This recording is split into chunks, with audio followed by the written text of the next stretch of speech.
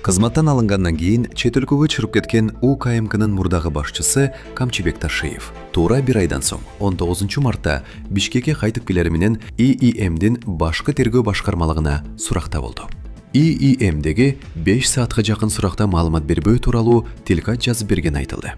Ташиев кызматтан алынгандан бери анын аты бир катар күмөндүү иштерде аталып жаткан.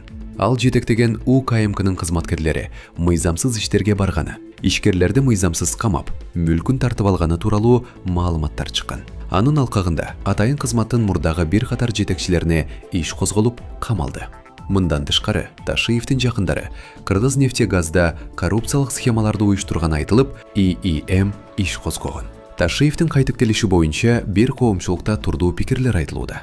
Алсак, саясий эксперт Мавлян Аскарбеков Ташиевди 4 саат суракка алып, 3 машина менен кое берип койгону суроо жаратууда деген пикирин Бийнөл БСге билдирген. Президент өзү айтты, менде 7 5 миллион досум бар деди. Элди жана мамлекетти тандадым деди. Ошонун негизинде коомчулук, эл азыр президентке ишенип отурабыз. Ташиев өлкөдөн чыгып кеткенде жабырлануучулар арасында орто жана кичи бизнесмендер, жөнөкөй жарандар миңдеген арыз жазып бийликке кайрылышты. Укуктары бузулуп, байлыктары, мал-мүлкү мыйзамсыз тартылып алынган тууралуу айтышты. Андан тышкары мамлекеттик орган салык кызматы расмий маалымат берип, анысын иликтөө кылып чыгарып, Ташиевдин өзү, баласы, туугандары түздөн-түз тиешеси бар экенин далилдеп, мамлекеттин миллиардтаган сомдор уурдалганын жарыялап чыгышты. Андан тышкары биз көрүп атпайбызбы? Ташиев өзү койгон кызматкерлер элден ондогон миллион долларды жыйнаганын, мамлекетке кустуруп жатат деген саясаттын арты менен көбүн сол чөнтөккө салып жүргөнүн расмий булактар жарыялап, бир нече УКМК кызматкерлери иштен алынды. Эл эми ушунун баарын көрүп баамдап отурганда, Ташиев Кыргызстанга кайтып келсе, аны 4 саатка сурак алып, кайра бошотуп койгону эл ичинде чоң суроолорду жана күмөндөрдү жаратууда. Азыр биз Ташиевдин президент боло турган амбициясы, ал шайлоого катышабы деген суроодон дагы бул суроого жооп берип алалы. Жогоруда мен айткан фактыларды эл көрүп баамдап отурганда, президенттен жооп күтүп отурат. Президент өзү айтты, Кыргызстанда мыйзам баарына бирдей иштейт деп. Эми ошол мыйзам азыр Ташиевке, анын туугандарына, жакындарына иштейби же иштебейби? Миллиардтаган коррупциялык схемалардын бардыгын бийлик өзү элге көргөзүп, анан ошонун уюштуруучусу, ана башчысы деп Ташиевди айтып жатып, анан аны 4 саат сурак алып, 3 машина менен кое берип койгону эл арасында соң суроо, бүдөмүк ойлорду жаратууда, деди Мавлян Аскарбеков. 10 февралда президент Садыр Жапаров Камчыбек Ташиевди министрлер кабинетинин төрагасынын орун басары, улуттук коопсуздук мамлекеттик комитетинин төрагасы кызматынан бошоткон. Ташиев кызматтан алынгандан бери ага жакын келген депутаттар мандаттарын тапшырып, министрликтердин жетекчилери кызматынан алынууда. Жыйында жакынкы чыгыштагы окуялардын алкагында Кыргызстандын улуттук коопсуздугун, анын ичинде азык-түлүк жана энергетика тармактарын камсыз кылууга байланыштуу маселелер талкууланды. Коопсуздук кеңешинин мүчөлөрү өлкөнүн стратегиялык объектилеринин тизмеси боюнча сунуштар беришти. Жыйындын жыйынтыгында мамлекеттик органдардын жетекчилерине, президенттин аймактардагы өкүлдөрүнө жана Бишкек жана Ош шаарларынын мэрлерине тиешелүү тапшырмалар берилди. Ички иштер министри Улан Ниязбеков коомдук кырдаалды туруксуздаштырууга, провокацияларга жана жалган жаңылыктарды таратууга каршы катуу чаралар көрүлүшү керектигин билдирди. Ниязбеков бүгүн алдыдагы майрамдар учурундагы коопсуздук маселелери боюнча жыйын өткөрдү. Ал коомдук тартипти сактоо үчүн 12 000 милиция кызматкери тартыла турганын кошумчалады. Курулуш министрлиги Манастагы филармониянын курулушун токтотту. Ага 7 миллиард сомго жакын каражат кетмек. Бул тууралуу кечээ министрликтин башчысы Нурдан Орунтаев билдирди. Анын айтымында, Бишкек филармониясы 1100 орунга ылайыкталган республикадагы эң чоң концерттик залдардын бири. Ал жерде күн сайын концерттер өткөрүлөт. Бирок ошентсе да, мекеме өзүн каржылоого жете элек. Ал эми Манаста пландалган филармония 3 эсе чоң болуп, 3200 орунду болмок. Объекттин жалпы аянты 57 000 чарчы метрди түзүп, бюджети 63,8 миллиард сомду түзгөн. Орунтаев белгилегендей, бул республикалык бюджет үчүн өтө чоң сумма. Ал каражат 14 чоң мектепти курууга жетет. Заложили 3200 кишилик деп. Чоңдугу боюнча 57 000 чарчы метр. Бирок баасы 6 миллиард 800 болот. 6 миллиард 800га эгер чоң мектептерди салганда, 500 миллиондук мектептерди салганда 14 мектептин акчасы. Бүгүнкү күндө өзүңүздөргө белгилүү болгондой эле, мынакей Манас шаарында да мектептердин жетишпегендиги байкалууда. Туурабы? Анан азыркы учурда мынакей азыр нулевой канча нулевойдосуңар азыр, правильно? Анан ошол себептен биз ойлойбуз, бул курулушту азыр временно баягы проектин кайрадан карап чыгабыз. Муну кичиретиш керек. Бул биринчиден. Экинчиден, азыркы учурда проекттин кайра иштеп чыккычакты курулушту тоңдуруу маселесин азыр бүгүн карайбыз. Пока временно токтолуп турат.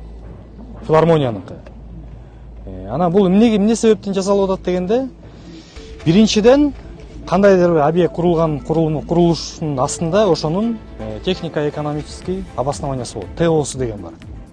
Ошого жараша мунун керектүүлүгү биринчиден. Экинчиден ошол жерден акча табабы же таппайбы? Акча таппаса дагы өзүн камсыздай алабы деген нерсе маселе бүгүнкү күндө каралган эмес. Мисал катары айтып кетсек, Бишкек шаарында же Ош шаарында, Бишкек шаары деп коелу, Бишкек шаарында эң чоң филармония болуп, мынакей 1100 орунду 2 күндүн биринде концерт өткөн күндө дагы өзүн камсыздоого аябай мындайча айтканда маселе курушуп турат. Канча жылдан бери ремонт болду дейт.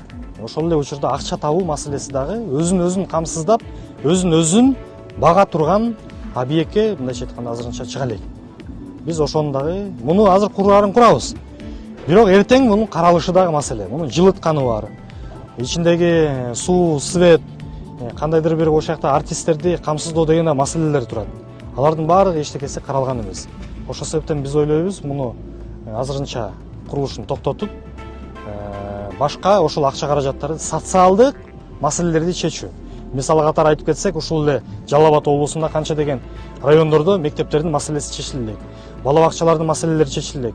Биз ошол акча каражаттарды ошол социалдык объектилерди камсыздоо боюнча жумшаган туура болот деп биз таянак чыгарып атабыз. Мындан тышкары, Орунтаев Манас шаарындагы ири объектилер Курулуш министрлигинин көзөмөлүнө өткөрүлөөрүн билдирди. Министрдин маалыматына ылайык, Манас шаарындагы төмөнкү объектилер министрликтин карамагына өткөрүлөт. Алар 5200 орундуу спорт сарайы, облустук оорукананын 7 кабаттуу кошумча имараты, президенттик акылма лицейи, түштүк аймактык жүрөк кан тамыр хирургиясынын илимий борбору, шаардык музейдин имараты жана Көгар дарыясынын жээгинде курулуучу нацистик станция. Ошондой эле министрлик Сузак районунун Багыш айылындагы эс алуу багынын жана Чаткал районунундагы оорукананын курулушун көзөмөлгө алат. Министр Нурдан Орунтаев бул чаралар президенттин тапшырмасына ылайык курулуш иштеринин сапатын көзөмөлдөөнү күчөтүүгө, объектилерди өз мөөнөтүндө бүткөрүүгө жана бөлүнгөн каражаттарды максаттуу пайдаланууга багытталганын белгиледи. Ошондой эле Манас шаарындагы башка курулуш иштеринин жүрүшү белгиленген тартипте улантыларын кошумчалады. Жогорку кеңештин депутаты Болот Ибрагимов мамлекеттик кызматкерлердин бири мыйзамсыз аракеттери үчүн жоопкерчиликке тартылбай жатканын айтты. Ал укук коргоо органдарына кайрылып, бул боюнча маалымат берүүнү өтүндү. Депутат ал кайсы кызматкер экенин ачыктаган жок, бирок кандай мыйзамсыз аракеттери болгонун айтты. Күч колдонсо болбойт. Сиз билгендей, бир нече убакыт мурун мамлекеттик кызматкерлер Ош базарга сатуучулар менен жолугушка барганда милиция кызматкерине белгисиз адамдан күч колдонгон. Аны көрүшүңөр керек болчу. Андан сырткары мамлекеттик кызматкер белгисиз бир нерсени чеккен, темекиби же билбейм. Ага кандай чара колдонгонсуңар биз да билбейбиз, анткени массалык маалымат каражаттарына маалымат жок ал боюнча. Андан сырткары кече белгисиз жарандар, сиз билсеңиз керек, жана встречный полосага чыгып, жанандай мыйзамсыз стробоскоптор колдонуп жол эрежесин бузган. Ал автоунааны айып короого киргизбей, башка унааны киргизип салды. Ошол бүт маселе боюнча бир эле адам жанында болуп атат да. Ошого мыйзам чегинде чара колдонуп, бүт териштирип, бизге кат түрүндө жооп бериңиздер, суранат атайм. Жогорку кеңештин төрагасы Марлен Маматалиев парламентте 31 аял депутат бар экенин билдирди. Анын айтымында, бул көрсөткүч Кыргызстанды дүйнөдө аял депутаттардын саны боюнча рекордко чыгарды. Депутаттар, билесиздер, жакында эле Бириккен Улуттар уюмунда парламенттер аралык бирликте Кыргызстандын парламентинде айымдардын саны боюнча пикир болуп, анын алкагында биз дүйнө боюнча биринчи орунду алганыбызга баарыбызга маалым. Кече күнү 31 депутат болуп, бул дагы бул тарых, бул дагы өзүбүздүн рекордубузду кайра жаңылаттык деп айтсак болот. Ал эле эмес, президиумда айымдардын 30% ар дайым сакталып келет. Кече күнү комитеттердин жетекчилери боюнча ротация дагы бүткөн. Ал боюнча дагы тарыхта биринчи жолу 30% айымдарыбыздын ал жакта шайлангандагы маалым. Орун басарлар боюнча дагы ал жакта дагы толук түрдө ошо айымдарга болгон ошол квотаны толук түрдө сакталдык, андан да ашыктык деп айтсак болот. Бакыт Тырыбаев президенттин өзгөчө тапшырмалар боюнча атайын өкүлү болуп дайындалды. Ал буга чейин вице-премьер-министр жана айыл чарба министри болуп иштеп, февраль айында кызматтан кеткен. Улуттук статистика комитетинин маалыматына ылайык, 2026 жылдын январь айында өлкөдө орточо айлык акы 45.797 сомду түздү. Баалардын өсүшүн эске алганда, айлыктын реалдуу көлөмү 6,3%га жогорулаган. Эмгек акынын өсүшү бардык тармактарда байкалды. Эң жогорку өсүш саламаттык сактоо, энергетика, айыл чарба, илимий тармактарда катталган. Бишкек шаарынын тургундары жана конокторунун суранычы Кыргыз Республикасынын президентинин колдоосу менен Ороз айт намазы эртең 20 мартта Турдакун Усубалиев атындагы аянтта эски аянт окула турган болду деп айтылат Кыргызстан мусулмандарынын дин башкармалыгынын билдирүүсүндө. Көптөгөн жылдардан бери айт намаз Бишкектин эски аянтында окулуп, ага 10 миңдеген кишилер катышып келген. Бирок 2023 жылдан бери айт намаздарын борбордук аянттарда окууга чектөө киргизилип, намаз мечиттерде гана окулуп жүргөн. Бул коопсуздукка байланыштуу деп түшүндүрүлгөн. Быйыл Ороз айт 20 мартта болот. Майрамдык иш-чара эртең менен саат 07:00 Куран окуу менен башталып, диний баяндар менен коштолот. Ал эми негизги айт намазын окуу саат 08:30 болот. Эскалация конфликта между Афганистаном и Пакистаном. Исламабад нанес авиаудар по клинике для наркозависимых, утверждают в Кабуле. По меньшей мере 400 человек погибли. Вчера вечером около 21 часа пакистанские самолеты разбомбили эту больницу для реабилитации наркозависимых. На данный момент погибло от 350 до 400 человек. Когда мы прибыли сюда, люди были под завалами. Затем мы с помощью крана пытались разобрать завалы.